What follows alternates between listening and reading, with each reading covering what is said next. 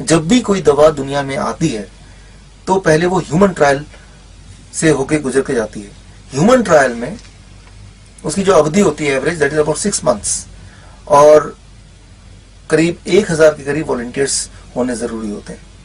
तो 6 महीने के ह्यूमन ट्रायल और 1000 करीब वॉलंटियर्स में ये देखा जाता है कि ये दवा इंसान के लिए ठीक है कि नहीं। On the basis of that FDA approves that medicine, और फिर वो मेडिसिन मार्केट में आती है। सच्चाई ये है कि मेडिसिन का जो एडवर्स रिएक्शन है, एडवर्स रिएक्शन का मतलब कि मेडिसिन जिस बीमारी के लिए ली जा रही है उससे भी ज्यादा खतरनाक side effect, that is called adverse reaction. So दुनिया का वर्ल्ड एवरेज है कि दवा अगर आज आपने लिया तो उसका एडवर्स रिएक्शन ऑन एवरेज 4 साल 2 महीने में पता चलता है कि इस दवा का एडवर्स रिएक्शन क्या है। फॉर एग्जाम्पल, पायग्लिटाजोन आप ले रहे हैं डायबिटीज के लिए, और 4 साल बाद दैट में लीड टू ब्लैडर कैंसर। तो जो ब्रैकेट है, जो टाइम फ्रेम है, that is about, time line है, that is about 4 years and 2 months, जबकि अप्रूवल के लिए जरूरत होती है ओनली 6 months। सो नॉर्मली वो दवा किस तरह से इंसान को नुकसान पहुंचाएगी वो उसके लॉन्च होने के कुछ साल बाद ही पता चलता है। और एक बार पता चल जाए तो FDA का जो प्रोसीजर है उसको बैन करने का वो करीब 10 साल का होता है, कभी वो 8 साल का होता है, कभी वो 16 साल का भी होता है। तो एक दवा की जो जर्नी है लॉन्च होने से लेके बैन होने तक की, वो करीब ऑन एवरेज 18 साल की होती है या 20 साल की होती है। और ये मैं बात कर रहा हूँ डेवलप कंट्री की। मैं उदाहरण के तौर पे लेता हूँ एक दवा जो दुनिया का 10th मोस्ट पॉपुलर दवा है इस वक्त कुछ देशों में, डेवलपिंग कंट्रीज में, दैट इज पायोग्लिटाजोन। 1999 में मार्केट में आया, अप्रूवल मिला। 2007 में पता चला कि इस दवा की वजह से ब्लैडर कैंसर होता है। FDA ने पड़ताल शुरू की। 2011 में जर्मनी, फ्रांस समेत कई सारे देशों में बैन हो गया। 2013 में 18 जून को भारत में बैन हुआ। लेकिन भारत की जो मेडिकल लॉबी है वो इतनी स्ट्रांग है कि 31 जुलाई, 1 महीने के अंदर ही बैन को फोर्सफुली गवर्नमेंट को हटाना पड़ा, लिफ्ट करना पड़ा। और आज भी इस वक्त जब आप ये वीडियो देख रहे हैं, करीब 30 लाख लोग पायोग्लिटाजोन ले रहे हैं इंडिया के, डायबिटीज से बचने के लिए, जो कि कुछ ही समय में ब्लैडर कैंसर से मरने जा रहे हैं। ये जो साइड इफेक्ट की दुनिया है इसको समझना बहुत जरूरी है अगर आप अपने हेल्थ का ख्याल रखना चाहते हैं। इसको जरा अंडरस्टैंड कीजिए। 2 सवाल हैं, साइड इफेक्ट दवाइयों से क्यों होता है और इतना ज्यादा डेंजरस कि वो जिस बीमारी के लिए आप वो दवा ले रहे हैं उससे कई गुना खतरनाक ज्यादा वो उसका साइड इफेक्ट है। तो साइड इफेक्ट क्यों होता है और दूसरा इससे कैसे बचें। मैं एक उदाहरण लेता हूं। The most popular medicine of the world 1899 में ये लॉन्च किया गया और सबसे ज्यादा दुनिया में बिकने वाली दवा दैट इज कॉल्ड एस्प्रिन।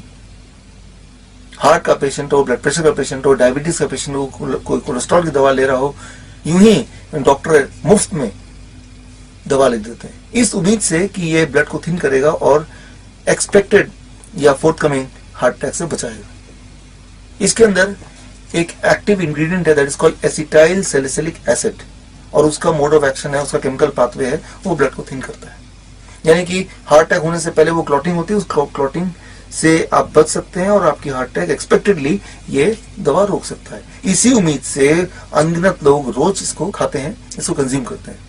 जबकि अगर FDA की गवर्नमेंट की साइट देखें तो उसमें क्लियरली लिखा है इसके side effect stomach pain, stomach discomfort, ulcer, cancer या इसके अलावा डायबिटीज, इसके अलावा erectile dysfunction, these are all known listed side effect of this medicine.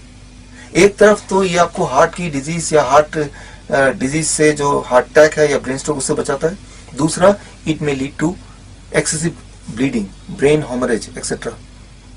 So preventive है लेकिन कई सारे और बीमारी भी लेके आ रहा है क्योंकि ये जो मेडिसिन है that is synthetically made, chemically made. तो हमें क्या करना है, इसके बेनिफिट को साथ में रखते हुए साइड इफेक्ट को हटाना है। उसके लिए क्या करना है, इसका नेचुरल ऑल्टरनेट ढूंढना है। ऑल्टरनेट इस वक्त आपके किचन में ऑलरेडी है, मैं आपको बताता हूं। अदरक, जिंजर, टर्मरिक, हल्दी और ये लहसुन। इसमें अदरक में जिंजरोल या लहसुन में एलाइसिन या फिर टर्मरिक में करक्यूमिन, ये तीनों जब मिलते हैं तो इनका केमिकल पाथवे वही वाला बन जाता है जो कि एसिटाइल सैलिसिलिक एसिड का है और ये ब्लड को उसी तरह से थिन करता है, बट कंडीशनल थिनिंग, मतलब ब्लॉकेज से पहले, हार्ट अटैक से पहले, तब conditional thinning, right. So that is very important और इसीलिए नेचुरल जो ऑल्टरनेट है इसका साइड इफेक्ट ना होकर साइड बेनिफिट है।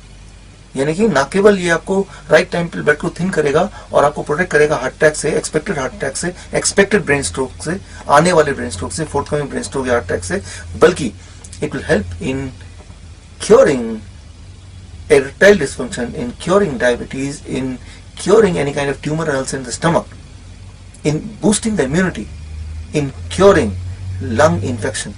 So ये इसके साइड इफेक्ट की जगह साइड बेनिफिट है.